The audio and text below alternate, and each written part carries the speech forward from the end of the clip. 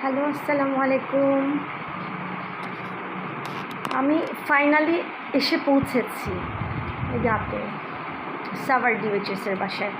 But আমি এত বেশি টায়ার্ড ছিলাম বা এখনও আছি, কারণ আমার সব কাজ বাকি। আমি অন্য রুমগুলো যে একটু দেখাবো যে আমার সবগুলো প্যাকেট অবস্থায় এখনও আছে এবং আগামীকালও থাকবে বোধহয় আরও বেশ কিছুদিন। কারণ এই যে এখানে দেখা যায় কি না এখনও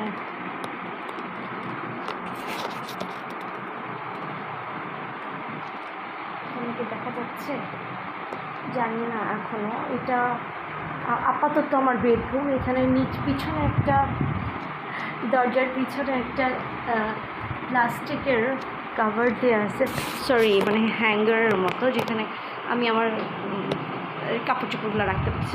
আগে হ্যাঙ্গারে রাখতাম, তো এখন এখানে রাখছি। আবার ওই কর্নারে একটা আছে আপাতত, কিন্তু এটা একটু সরাইতে হবে, কারণ এইভাবে করে রাখলে, যদিও বাইরের কেউ নাই বাসাটাতে, আমি একা পুরা বাসাতেই। বাসাটা বোধহয় 1400 to 1500 স্কোয়ার ফিট, না মনে হয় 15 না। কারণ হলো যদি একটু স্পেস বেশি আছে, কিন্তু আমরা যে বাসাটা ছিলাম জাকির গার্ডেনে, ওটা 1500। এখানে 3টা বেডরুম 3টা বাথরুম, ওখানেও 3টা বেডরুম 3টা বাথরুম। আর বাথরুমগুলার সাইজ মনে হয় ওই বাসার মতোই, রুমগুলো ওই বাসার মতোই, কিন্তু একটু ছোটো। কারণ এটা হচ্ছে যেরকম আমি অ্যাকচুয়ালি উঠেছি বোধহয় এখানে 2টা মাস্টার বেড, মানে মাস্টার বেড 2টাই, ওই পাশেরটা ওই পাশেটা আমি এখন আজকে দেখাচ্ছি না, কারণ আমি এখন 2টার উপরে বাজে। I have to go for rest, কারণ কালকে আবার একটু আমার মগবাজার যাইতে হবে জাকির গার্ডেনে। আমি আমার মাল্টিপ্লাক ফেলে আসছি, ইয়াতে যেটা থাকে আর কি।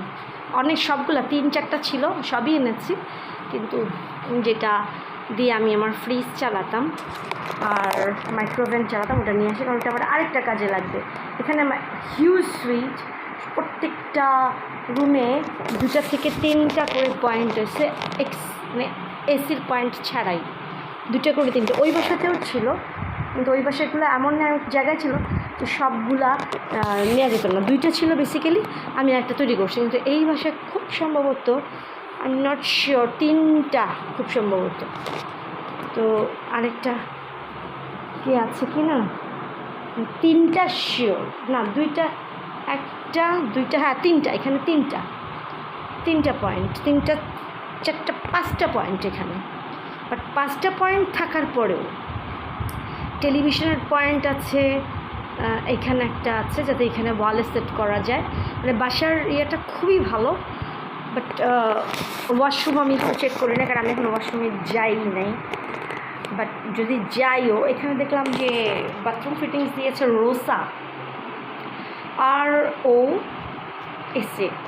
রোসা কোম্পানির বাথরুম ফিটিংস। এটা কিন্তু খুব এক্সপেন্সিভ এবং এলিগেন্ট এবং খুবই ভালো।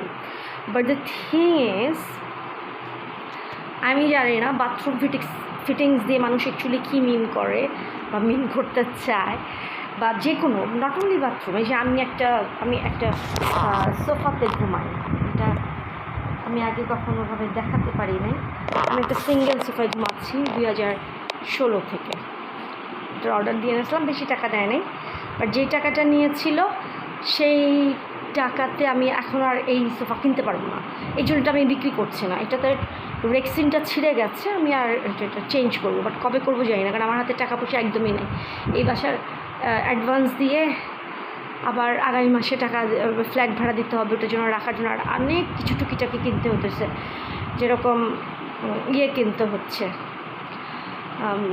ঘরে এসে আমি ঝাড়ু দিই না অনেক, মানে আমি মোহনাতে গিয়েছে পরে বোধহয় 2-1 দিন ঝাড়ু দিয়েছি, কিন্তু ওই মোহনার রুমটা, আমার যে রুমটাতে ছিলাম ওটা এত বেশি ছোট ছিল যে ওই রুমে, এইটার থেকে খুব বেশি ছোট না, কিন্তু একটু ছোট। এই রুমটা একদম স্কোয়ার, খুব স্ট্যান্ডার্ড সাইজ। এইটার থেকে কিন্তু আমাদের জাকির গার্ডেনের রুমটা অনেক